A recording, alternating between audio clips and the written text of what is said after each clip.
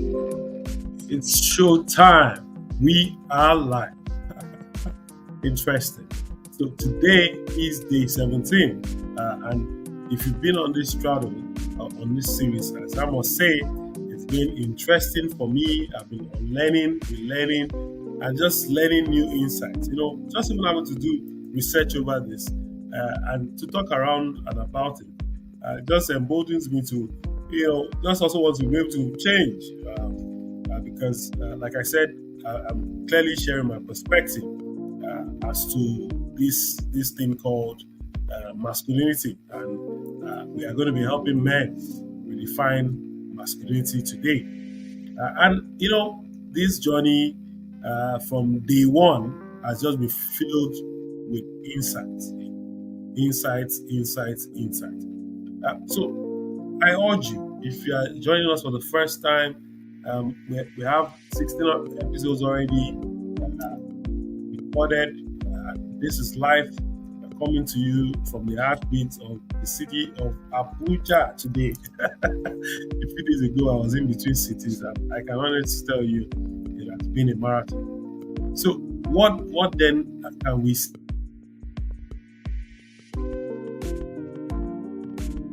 What then can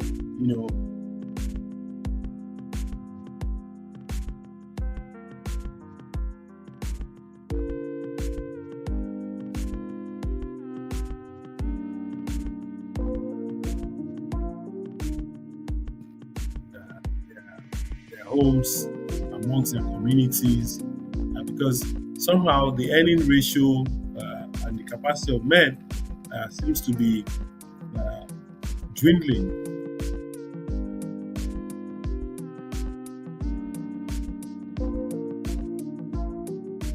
Chances where women are getting funding, women are getting participation, women are getting empowered on all fronts. Okay, you hear equal opportunity, but can we engage women? So a lot of men now they are not just wallowing in silence. They are no longer the breadwinner.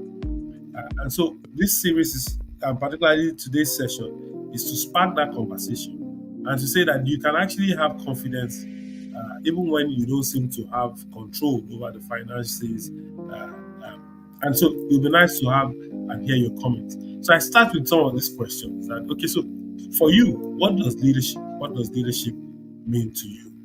And is it tied to financial provision? Remember the issues around the Oz Bank. What does it mean to you? I see Usman is here. You're welcome on this set. Yes. So, what does it mean to you, and how do you lead in your relationships? Unless we're able to define this, we'll constantly get into a roadblock. We'll start to experience friction, and much more. There'll be crisis, chaos. So, I implore you, settle down to ask, how do you lead in your relationship? Is it when you have money that you're able to talk? None of that. So this is a critical question to ask: how to lead without being the provider. I hear things like he who plays the pipe dictates the tune. All right, but there's the orchestra, the conductor, right, that is not playing any of the instruments, but is well able, okay, to dictate how the noise becomes a rhythm. And I think that this is instructive as men and as women, that the role of the man in redefining masculinity, without essentially having to play the tunes on the instrument, provide the boss, come up with the bacon, come up with the meat, somehow he can actually, with confidence, steer the affairs of his own, okay, and achieve greater results. So, with this understanding, let's talk about Benga. For years, Benga was the sole provider for his family, and he took pride in being the breadwinner. And then somehow his wife Rita got the promotion, and her income quadrupled, like increased far beyond even what they had ever contemplated, because there was an acquisition of the bank she was working with, and along the line they had to send her to an offshore location, and You know what? The husband had to eventually also move, but in moving, because this was good for them, good for the children, at some point, the man started to feel insecure. He started to ask himself, did I not make a wrong decision going on this bandwagon with my wife out of the country, even though he provided us a financial bailout and he also even gave us peace of mind. And then he was starting to contemplate. I think I have to go back because it looks as if I'm not relevant. Now, this sparked off as a result of the fact that he was able to only equate his relevance by virtue of his provision financially. You know, over there, he started to withdraw and he became a more controlling individual. Everything got on his nerves. He interpreted every little thing. Is it because I'm not earning as much as you? Why is it that, now he had to compensate for this shift in the dynamics, financial dynamics. And somehow, he just realized that he was not leading well. What he needed was to provide support, some form of partnership and confidence, right? But there he was frustrated. Okay, so that takes us to that question: how then do you lead without being the provider?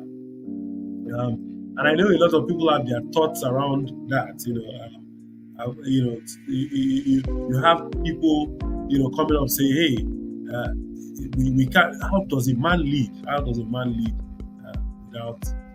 without truly being the provider?" Okay, so first, first up, first up, drum rolls, is that you must redefine leadership. There's a need to redefine leadership beyond financial provision. If all you think you are is the husband, and that's what we started our first series on, when we started to talk about husband. If you think you are the ATM only, you'd have missed it.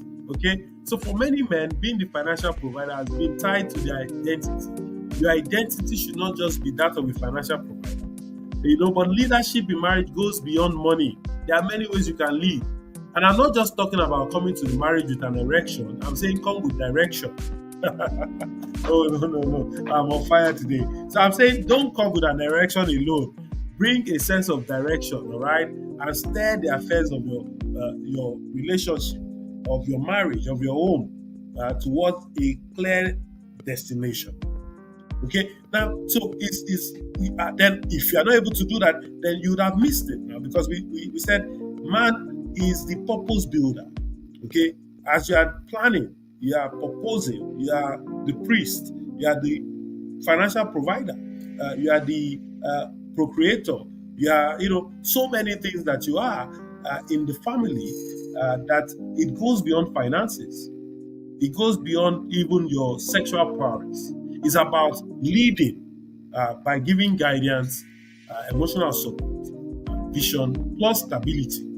So I tell you, true leadership in marriage is such that it's more than just money. It's about vision and support. Earlier on today, I was sharing with my team members, and we're talking about traction in a team. And one of the things that denominates organizations that want to experience traction is that they must first set a vision. They must have a goal. Okay, so do you have a goal for your family?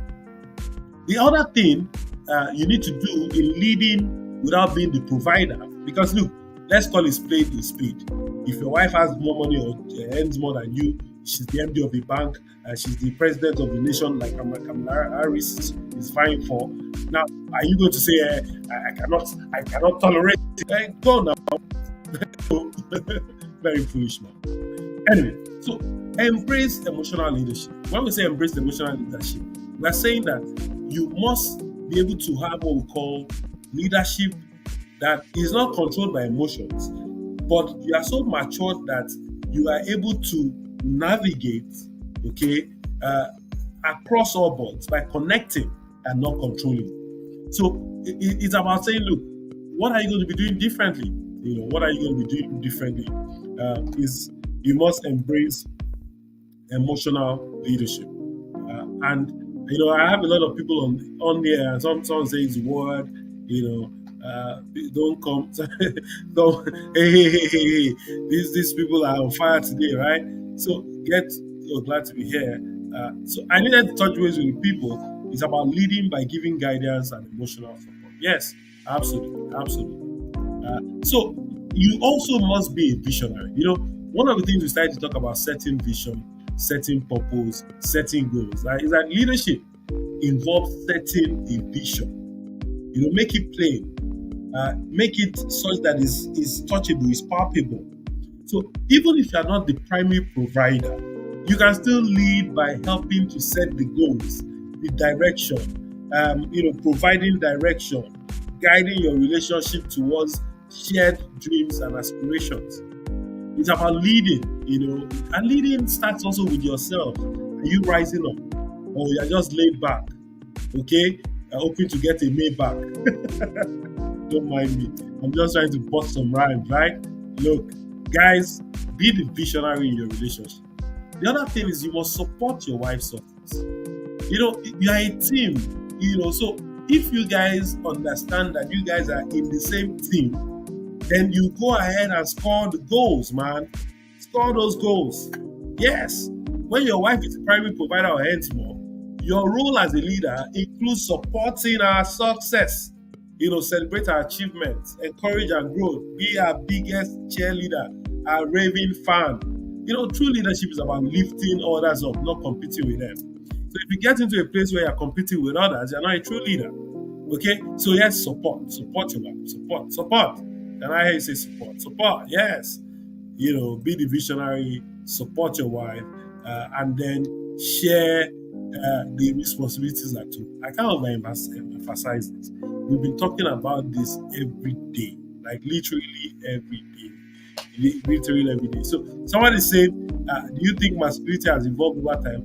Are we still stuck in the traditional? Oh boy, masculinity has over-evolved. Let me say that again. Like we said, we are in this dynamic world and things have moved. In fact, it's VUCAD, where there's even diversity, equality, and inclusion. So I shared with some people and I also listened over the weekend. And I heard some guy say, look, rather than a guy now having a side chick, he's having a side guy. The world is shifting. So unless we are able to embrace this thought and understand that how do I, position myself in these times as a redefined man for today, then you'll be living in the fool's paradise, right? In the fool's paradise. So, I'm saying, look, share the responsibilities at home. Care for the children. Care for your wife. If you want to go in the kitchen with your wife together. And nothing says if she's chopping something, can you help to marinate this? Whilst you're doing that, you can also be holding that from the back. Okay, you can also just create some flavor now. You just sit down there, be watching TV and be doing control, and then they bring your food. You say it's salty. Then I keep quiet. No, sorry, I don't. No violence, no violence. So leadership is about sharing responsibilities and being an active partner too. So still back to Benga and Rita's story. Even though Benga struggled with this thought, because this thing was an imprint over time. The role was that in this relationship, before now, he was always the provider. Okay? But guess what?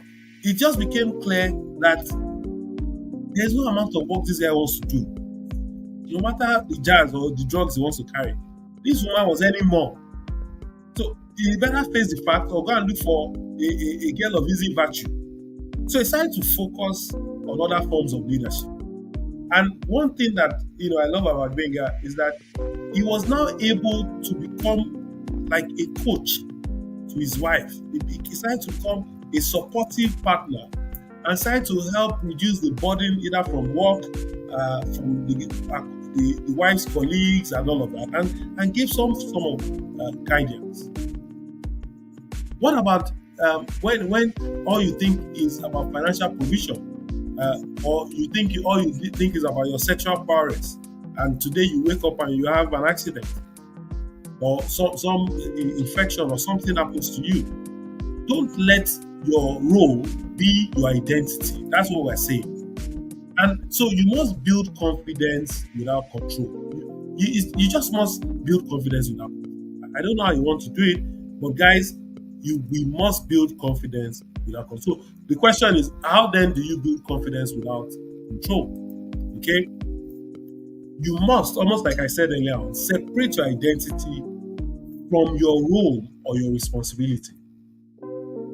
That you are supposed to be a financial provider does not mean that you are a financial provider. What if you become incapacitated? No. Does that make you less of a man? No. Your worth is not tied to your role or your financial provision. Your value is much deeper. Remember, emotional bank accounts, mental support, physical contributions to your family, being valuable, being available, being present. Those are the things that underpins every relationship.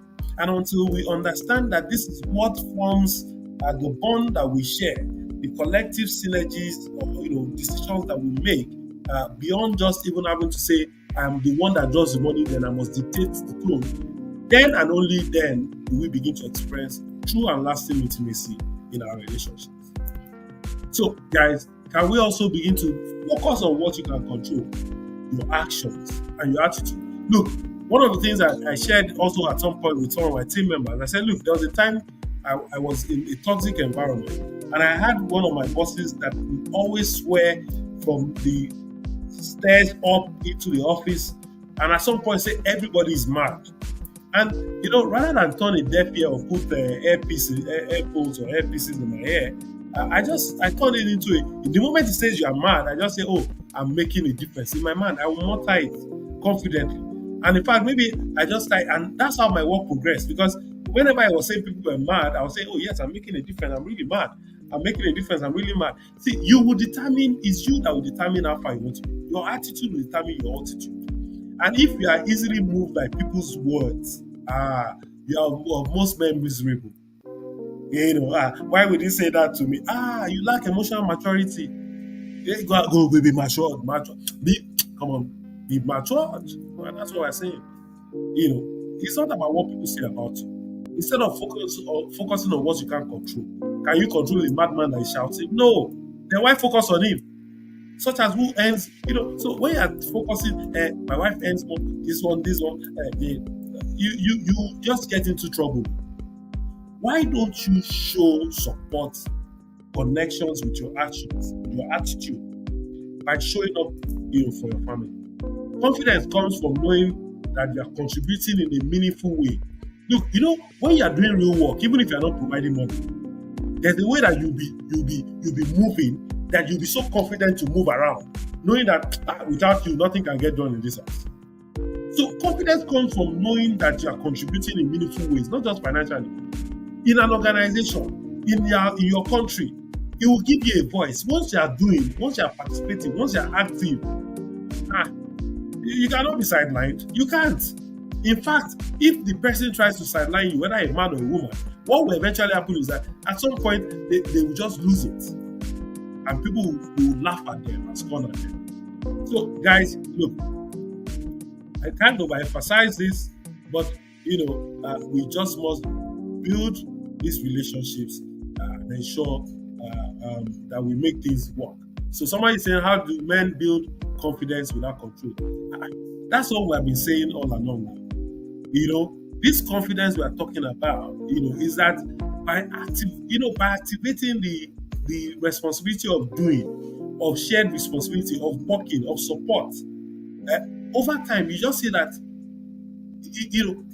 because that person is contributing, is invariably controlling. We read the story of the rules of work, and somebody was saying that every time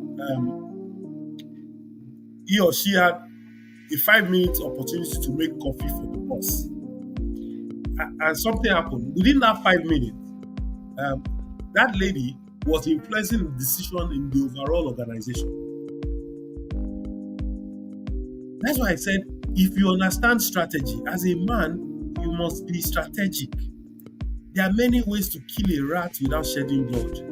There are many ways to get things done without having to create chaos. So when you show up, that's what we're talking about, confidence. Confidence comes up by showing up. Then learn to communicate. Whenever things are going on, communicate. Let them know. It's when you're hiding all the issues. If there's a shift in financial dynamics and it's causing tension, discuss it. Have open discussions with your spouse. Talk about how you feel both at work and at home. Find a balance that respects your role. Okay.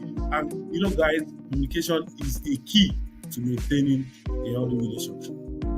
So I dare say, look, openly communicate. Openly communicate. I don't know how you want to do it. Openly communicate. Your worth is not tied, okay, to financial provision. Your value is much deeper. And confidence comes from what? How you show up, all right? How you show up, not just for your family, and not just your income. How you show up for your family. That's where confidence comes from. So are we committing to leading? Are we committing to driving our families right? Leading through service, where you lead through service, and that's one of the most powerful ways to really begin to build trust and respect anywhere, whether at home, whether at work, whether in government, whether in your community. Look, if you're able to operationalize leadership through service, what else are we talking about?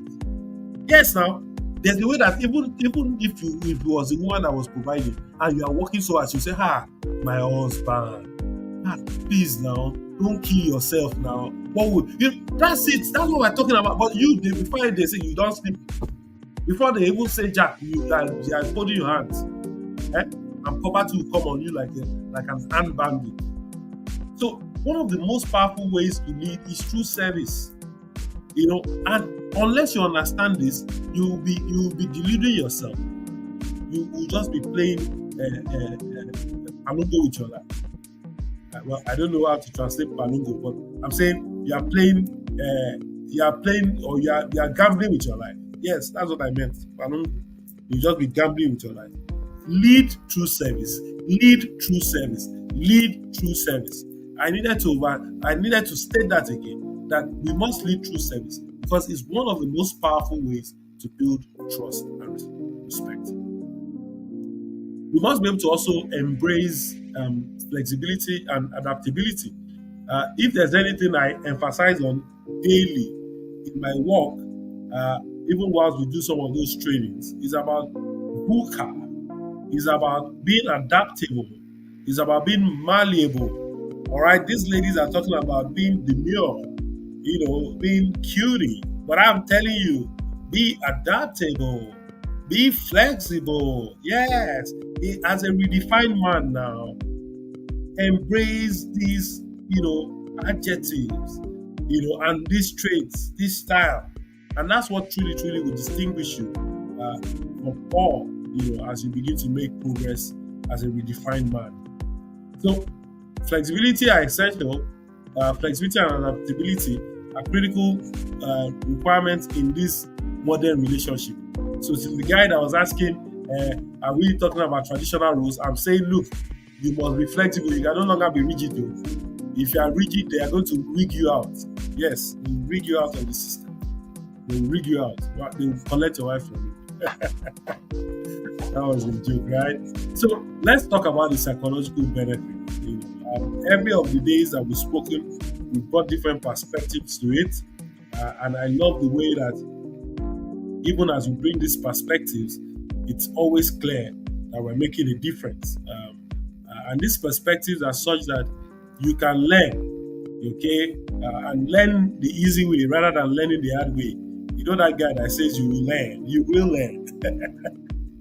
So the psychological benefits of leading without control is that you just have increased emotional connection. Right?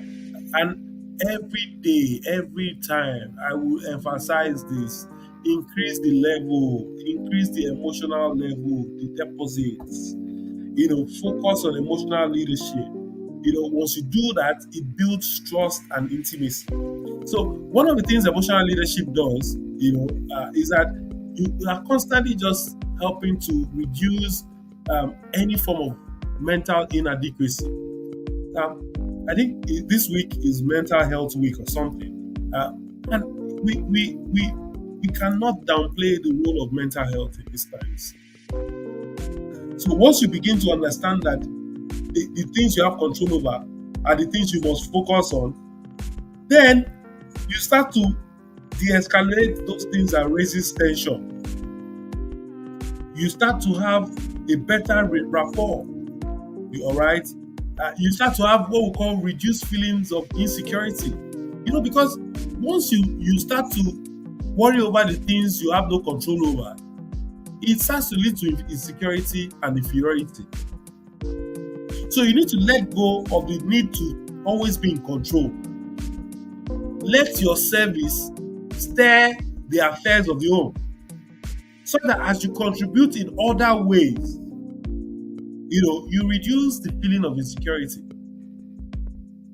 I recall when I was down to my last $30, there was a particular time I was contemplating what can I do, and I was listening to TD Jakes then, and he said that when he fell into a similar crisis, he started to cut grasses. I said, if I start cutting grass, will they not think that I'm a madman? So I started to ask myself, what do I know how to do?